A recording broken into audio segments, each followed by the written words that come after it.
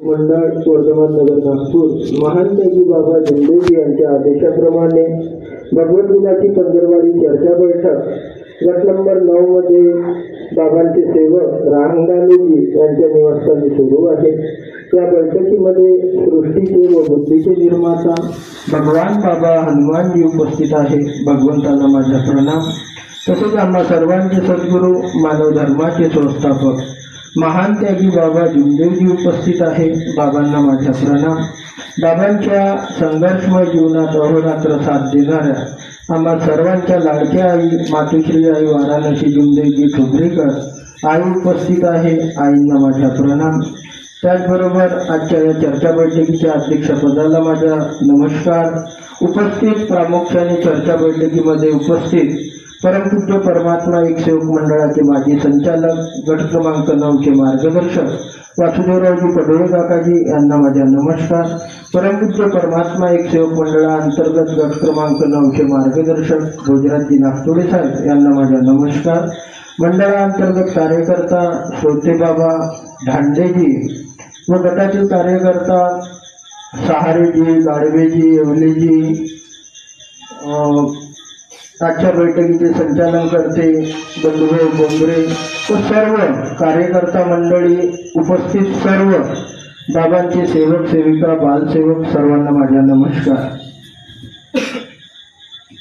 पहा, आज जो विषय आला आहे या ठिकाणी बैठकीच्या बराच सुंदर अनुभव या ठिकाणी सेवकांनी मार्गदर्शकांनी सर्वांनी केला आहे।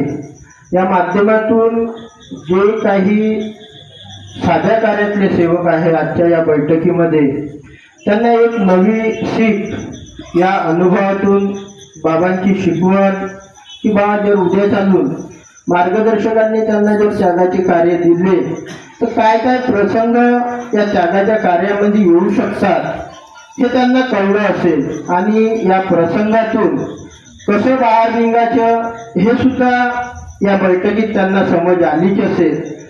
आणि खरंच आहे नागतोडे काकाजींनी सांगितलं की महान त्यागी बाबा जमदेवजींनी 1.25 वर्षाचा त्याग कसा केला असेल। बाबा बाबा होते, आपण बाबासारखे कार्य करू शकणार नाही, पण बाबांनी जी नियमावली दिली आहे, जे तत्वशब्द नियम दिले आहे ते काहीतरी प्रमाणात आचरणात आणून आपण या मार्गाचे एक सेवक म्हणून जीवन जगू शकतो आणि त्या कार्याला योग परमेश्वर देते आणि आपली घरगृहस्थी उंच स्थळावर येते। यात कुठल्याही प्रकारच्या दुमत नाही। घरमालकांनी आपला अनुभव सांगितला आणि सर्वांनी खूप असं एक मनाला लागण्यासारखं सर्वांचे अनुभव होतं किंवा स्वतःहून कोणी मुद्दामून त्या खंडित करत नाही, पण त्यामधलं एक जसं आता कुटे साहेबांनी सांगितलं पण चुकून तो शब्द निघाला आणि तो शब्द परमेश्वराने धरला। पहा, ज्यावेळेस माझ्या कुटुंबामध्ये म्हणजे असं ठरलं की बा आता आपल्याला मंडळाचा आदेश आहे आणि त्यागाचे कार्य करायचे आहे, मीच नाही तर सर्व त्यागी परिवार आपापल्या घरी साफसफाईला लागले आणि मी सुद्धा माझ्या घरी सांगितलं की बा आपण तयारी करू आणि यामध्ये माझ्या पत्नीचा खूप मोठा वाटा आहे। तिने मला कुठेही कोणत्याही प्रकारचं म्हणजे हातभार माझ्या लागला नाही घरी आणि तिने सर्व भांडे पासून तर घराची साफसफाई पासून तर सगळ्या गोष्टी माझ्या पत्नींनी आणि माझ्या मुलींनी त्यात सुरू होण्याआधी पार पाडल्या। आणि मी जेव्हाही सायंकाळी जसं घरी आलो तर मी पाहत होतो की हे काम मला करायचे होतं ते माझी पत्नी करून ठेवायची, माझ्या मुली करून ठेवायच्या। तर म्हणजे तो हर्ष उल्हास आणि आनंद त्यागाच्या कार्याच्या पहिलेच आमच्या कुटुंबामध्ये दिसायला लागला आणि बऱ्याच सेवकाचे सुद्धा म्हणजे आपण सेवकासोबतच राहतो तर सेवक एक दुसऱ्याला काही ना काही प्रश्न विचारत राहतात। तसे काही प्रश्न माझ्याकडेही आले होते आणि त्या प्रश्नाची मी एक चिठ्ठी तयार केली। मी म्हटलं जर मी हे प्रश्न या प्रश्नाचे उत्तर जर मंडळातून जर किंवा मार्गदर्शकाकडून जर मी विचारपूस केली आणि जर त्या सेवकाला सांगितलं तर त्या एकाच सेवकाला कळेल. पण त्या चिठ्ठी बनवली आणि शनिवार दिवस होता बैठकीच्या, ती चिठ्ठी ज्यावेळेस सोनकुसरे काकाजी त्या बैठकीत अध्यक्ष होते, ती चिठ्ठी मी त्या ठिकाणी पाठवली आणि मी त्यांना म्हटलं की काकाजी या 3-4 प्रश्नावर थोडंसं मार्गदर्शन करा. त्यामध्ये एक प्रश्न असा होता की ज्यांच्या त्यागी सेवकाकडं ज्या मुलाचं लग्न झालं आहे आणि त्याचा त्याग म्हणजे झालेला नाही तर त्यांना त्याग घडवता येईल का. दुसरा प्रश्न असा होता की ज्यांचे मुलं हॉस्टेलमध्ये आहे, बाळ ड्युटीवर आहे, तर त्यांना त्याग घडवता येईल का. असे बरेच प्रश्न होते. ते मी चिठ्ठी तिकडं मंडळामध्ये त्या सोनकुसरे काकाजीकडे दिली आणि त्यांनी अध्यक्ष मार्गदर्शनामध्ये त्या सर्व प्रश्नाचे उत्तर त्या चर्चा बैठकीमध्ये माईकच्या द्वारे दिलं आणि बऱ्याचशा अशा चर्चा मी मंडळामध्ये करत राहिलो. जगनाडे साहेब होते, त्यांच्याशी करत राहिलो आणि एक प्रश्न माझ्यावरही निर्माण झाला की माझ्या मुली 9वीत आहे, 10वीत आहे, सकाळी 9 वाजतापासून शाळेत जातात, तर त्या 4 ते 5 वाजतापर्यंत शाळेत राहतात. तर मला विचार आला की शाळेत तर पाण्याची व्यवस्था होईल, पण माझ्या मुली दिवसभर काय खातील आणि कशा राहतील. तर तोही प्रश्न मी त्या ठिकाणी सोडवला. तर त्यांनी सांगितलं की मंडळानं असा आदेश काढला आहे म्हणे की तुम्ही जेवणाचा डब्बा तुम्ही त्यांना पाठपुरवठा करू शकता, पण त्यांना सोबत देता येणार नाही. जर तुमच्या मुली शाळेत आहे तर तुम्ही असं त्या डब्याला घेऊन जा की त्याला कोणाचा हातबोट लागला नाही पाहिजे आणि एकांतामध्ये आपल्या मुलींना बोलवून तुम्ही जेवण चारू शकता. तोही प्रश्न त्या ठिकाणी सुटला आणि कार्याला सुरुवात झाली. कार्य सुळसुळतपणे आनंदाने परिवारामध्ये सुरू करण्याआधी एक बैठक मी माझ्या परिवाराची घेतली आणि त्यांना सांगितलं की याच्या आधी आपण प्रतिमेकरिता त्याग घडवला आहे आणि त्या कार्यामध्ये परमेश्वराला आपण जो योग मागितला की भगवान बाबा हनुमानजी हे त्यागाचे कार्य आहे. या कार्यामध्ये आम्हाला काही नको, फक्त जे महान त्यागी बाबा जुमदेवजींनी जी नियमावली दिली आहे आणि त्यामध्ये जे त्यागाच्या कार्यातील जे बंधन दिले आहे, मांसाहार करू नये, ब्रह्मचार्य व्रताचे पालन करणे, औषधोपचार करता येणार नाही, राग आणता येणार नाही, बाहेरचे तळलेलं भाजलेलं खाता येणार नाही आणि कामावर तिथे एक बंधन असंही आहे की कामावर जाताना टिफिन डब्बा सोबत नेता येणार नाही. तर माझ्या तर कामाचा काही विषयच नव्हता आणि हे बंधन माझ्या पत्नीला मी सांगितलं की तुला माहीत आहे, आपण विनंती प्रार्थनेमध्ये भगवंताला हे बंधन आपण आपल्या मुखातून सांगू आणि जे बाबांची शिकवण आहे सत्यमर्यादा प्रेमाचे आचरण बाबा आजच्या दिनचर्येमध्ये उद्याच्या सकाळच्या विनंतीपर्यंत आमच्याकडून या बंधनाचे पालन झालं पाहिजे, असं तुम्ही आमच्याकडून आजच्या दिनचर्येमध्ये आणि सायंकाळपर्यंत असं ठरवून घ्या. असं आपण पती पत्नी, कारण की मुलींना तेवढं कळणार नाही, पण आपण पती पत्नी योग मागू आणि आमच्या कुटुंबाकडून भगवान बाबा हनुमानजी तुम्ही हे त्यागाचे कार्य सफल करून घ्या. आम्ही सकाळ सायंकाळ, सकाळच्या विनंतीत सायंकाळच्या प्रार्थनेत परमेश्वराला दुसरं काहीच नाही मागत होतो, फक्त एकच की बाबा हे 42 दिवसाचे त्यागाचे कार्य आहे, 14 ऑगस्टला समाप्ती आहे, बस हे कार्य तुम्ही आमच्याकडून साधून घ्या. अख्खा आमचे जीवन या मार्गात आहे, या जीवनात जे काही आम्हाला लागेल ते आम्ही या त्यागाच्या कार्यानंतर मागू, पण हे त्यागाचे कार्य पहिल्यांदा आम्ही आमच्या परिवारात करत आहोत, हे कार्य तुम्ही आमच्याकडून साधवून घ्या. हाच योग आम्ही परमेश्वराला मागत गेलो. पण म्हणतात ना की त्यागाच्या कार्यामध्ये परीक्षा झाल्याशिवाय त्याग सफल होत नाही.